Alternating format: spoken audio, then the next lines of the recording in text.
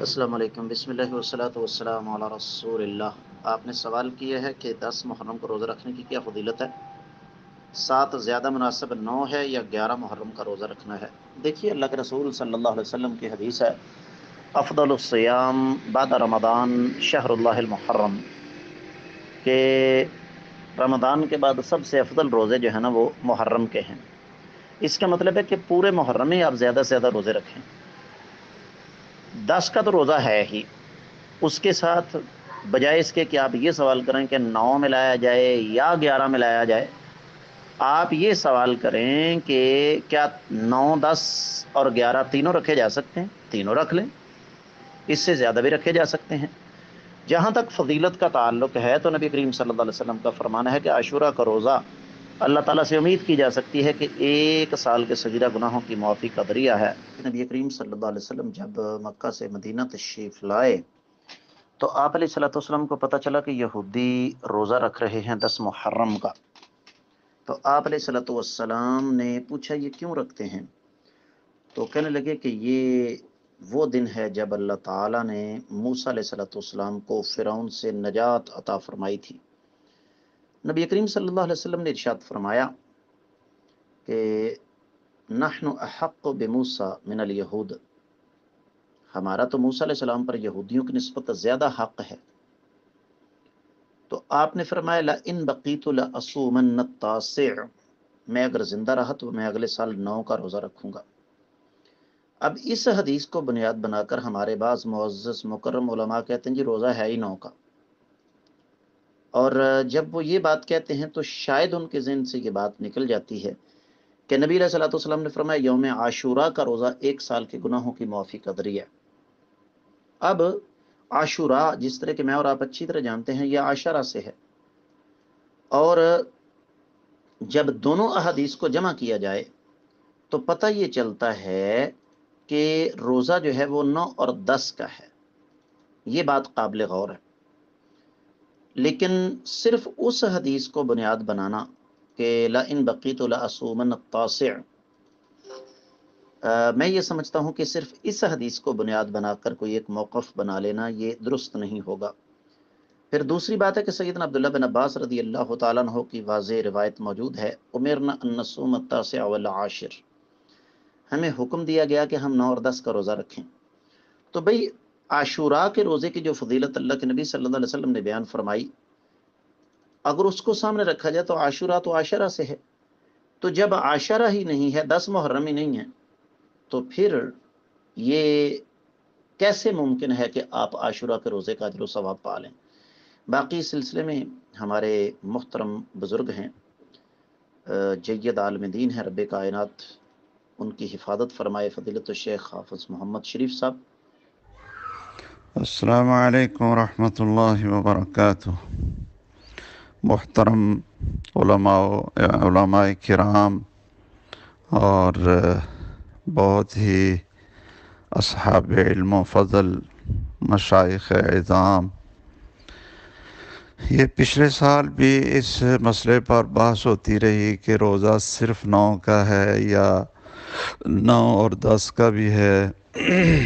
تو میرا خیال ہے پچھلے سال بھی اسی طرح ہی دلائل جانبین سے آتے رہے، اور اس دفعہ بھی وہ ماشاءاللہ شروع ہو گیا ہے۔ میں نے پچھلے سال بھی کچھ گزارشات کی تھیں، تو اب بھی میں اپنی جو ناقص علم اور سمجھ کے مطابق چند باتیں عرض کرتا ہوں، امید ہے کہ آپ حضرات ان پر بھی غور فرما لیں گے۔ پہلی بات یہ ہے کہ بالاتفاق تمام اصولیوں کے خبر کا نسخ نہیں ہوتا۔ خبر جو ہوتی ہے وہ منسوخ نہیں ہو سکتی، کیونکہ خبر کا نسخ یستلزم خلاف الواقع والکذب، اس لیے یہ ممکن نہیں ہے کہ آپ نے ایک خبر دی ہو اور پھر آپ اس کو منسوخ کر دیں۔ خبر کا نسخ ہوتا ہی نہیں، تمام اصول فقہ کی کتابیں آپ نکال کر دیکھ لیں۔ تو یہ رسول اللہ صلی اللہ علیہ وسلم نے خبر دی ہے، صوم یوم عاشوراء یکفر السنۃ الماضیہ، یہ ایک خبر ہے، ایک فضیلت ہے۔ اب اس کو منسوخ قرار دینا کسی نص قطعی بھی کوئی نہیں ہے، اور ایسے ہی ظنون اور تخمینات کے ساتھ یہ چیز بالکل ناقابل فہم ہے۔ دوسری گزارش یہ ہے کہ یہ جو حدیث ہے لا اصومن التاسع، اس میں جو اس کو بیان کرنے والے ہیں وہ سیدنا عبداللہ ابن عباس ہیں رضی اللہ تعالیٰ عنہما،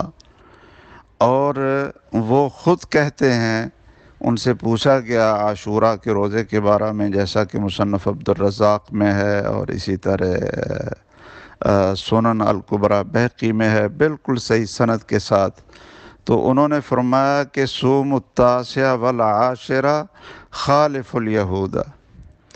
اب وہ سمجھ رہے ہیں کہ یہودیوں کی مخالفت اس طریقے سے بھی ہو جاتی ہے کہ 10 کے ساتھ 9 کا روزہ رکھیں تو یہ یہودیوں کی مخالفت ہو جاتی ہے۔ تو اب ایک فقیہ صحابی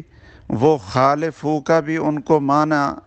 ہمیں شک رہے کہ پتہ نہیں خالفو کا جو ہمیں معنی بڑا سمجھ آ رہا ہے کہ وہ اس دن روزہ ہی نہ رکھا جائے، تو یہ عبداللہ بن عباس رضی اللہ تعالی عنہما وہ نہیں یہ سمجھ رہے۔ اور ویسے بھی جو ایک حدیث اس کو شیخ البانی نے تو صحیح کہا ہے کہ لا تصوموا یوم السبت الا فیما افترض علیکم، کہ اکیلا جو ہے نا یہ جو روزہ ہے ہفتے کے دن کا، اس سے رسول اللہ صلی اللہ علیہ وسلم نے منع فرمایا، لیکن اگر ساتھ جمعہ کا ملا لیا جائے یا ساتھ ہفتے کے دن کے ساتھ اتوار کا ملا لیا جائے، یہ خود بھی رسول اللہ صلی اللہ علیہ وسلم ملا کر روزہ رکھ لیتے تھے، تو یہ من وجہ ایک مخالفت ہو جاتی ہے۔ اسی طرح جو یہودی تھے وہ جوتا پہن کر نماز نہیں پڑھتے تھے، ہمیں یہ نہیں کہا کہ نماز ہی نہ پڑھو،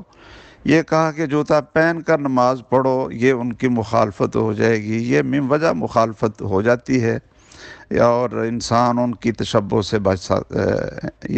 جاتا ہے۔ تیسری گزارش یہ ہے کہ سیدنا امیر معاویہ رضی اللہ تعالیٰ عنہ مدینہ منورہ میں جب حج کے بعد واپس آئے تو اس وقت کثیر صحابہ کی تعداد موجود تھی، اور انہوں نے مسجد نبوی میں آ کر خطبہ ارشاد فرمایا، اور یا اہل المدینہ این علماؤکم، یہ بھی انہوں نے ساتھ کہا اور یہ فرمایا کہ عاشورے کا روزہ رسول اللہ صلی اللہ علیہ وسلم نے اس کو پہلے حکم دیا تھا، اور بعد میں پھر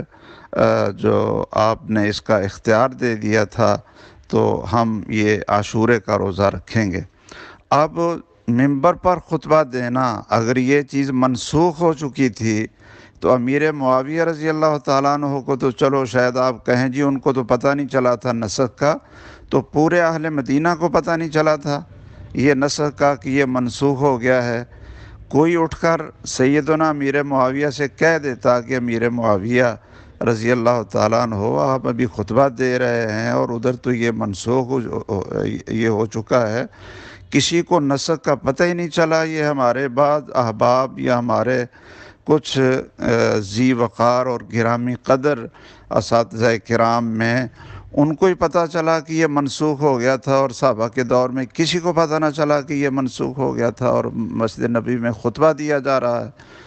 تو اسی طرح جو یہ بات ہے کہ لا اصومن التاسع کی دلالت قطعی ہے، یہ دلالت قطعی کیسے ہو سکتی ہے؟ آپ یہ کہہ سکتے ہیں کہ اس کا مفہوم مخالف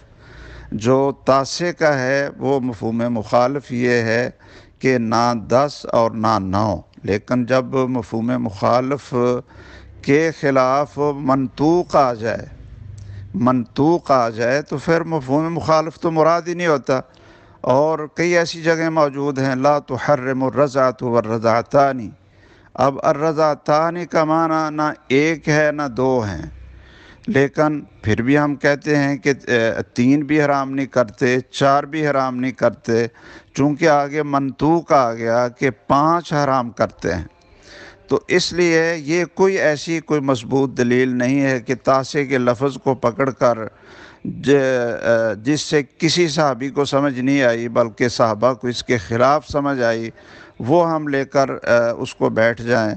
تو بہرحال میرا تو رجحان جو ہے نا ناقص اپنی سمجھ کے مطابق یہی ہے کہ اس خبر کو منسوخ کہنا یہ ایک بہت بڑی جرت ہے، یہ ذرا آپ اس پر غور کریں۔ اور سیدنا عبداللہ بن عباس کا یہ فتویٰ صحیح سند سے، اس پر آپ غور کریں۔ سیدنا امیر معاویہ رضی اللہ تعالیٰ عنہ کے خطبے کے اوپر آپ ذرا غور کریں۔ اور اسی طرح اعداد میں اور بھی کئی جگہ پر، ایک جگہ پر رسول اللہ صلی اللہ علیہ وسلم نے فرمایا کہ صلاۃ الفضل تفضل صلاۃ الجماعت تفضل علی صلاۃ الفضل ب27 درجہ، ایک میں کہا ب25 درجہ۔ تو یہ کون سا کوئی تناقض ہے؟ یہ کوئی تناقض نہیں ہوتا اعداد میں جب اس کے اور دلائل مل جاتے ہیں۔ السلام علیکم ورحمۃ اللہ وبرکاتہ۔